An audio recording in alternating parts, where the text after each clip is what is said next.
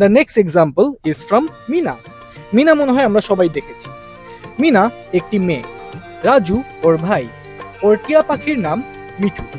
First সেন্টেন্সটি যদি আমরা তাকাই, ফার্স্ট সেন্টেন্সটির মধ্যে কাকে নিয়ে কথা বলা হচ্ছে? মিনাকে নিয়ে কথা বলা হচ্ছে। সো আয়ের জায়গায় বসবে মিনা, এমটা ইজ হয়ে যাবে। কেন? কারণ মিনা তো একজন, সো ও ফ্যামিলি বি এর মেম্বার, আর ফ্যামিলি বি এর মেম্বাররা ইজ বল। ড্যাশের জায়গায় বসবে শেষে যে নন ভার্ব শব্দগুলো সেগুলো, যা হচ্ছে একটি মেয়ে।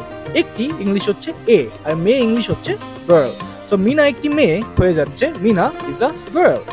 সেকেন্ড সেন্টেন্সটি ছিল রাজু ওর ভাই।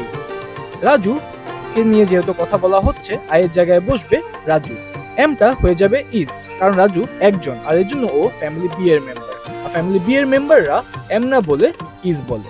ড্যাশের জায়গায় বসবে ওর ভাই। ওর ভাই ইংলিশ হচ্ছে আর ব্রাদার।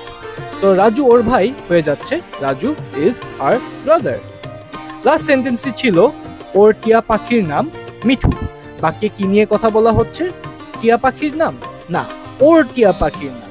ওর ইংলিশ হচ্ছে হার, টিয়া পাখি ইংলিশ হচ্ছে প্যারেট, আর যেহেতু টিয়া পাখির বলছে এই জন্য একটা অ্যাপোস্ট্রফ এস আসতেছে।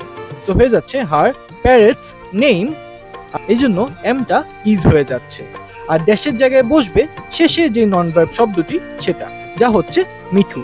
সো ওর টিয়া পাখির নাম মিঠু দাঁড়াচ্ছে her parrot's name is Mithu. তিনটি সেন্টেন্স একসাথে কি দাঁড়াচ্ছে? Meena is a girl, Raju is her brother, her parrot's name is Mithu.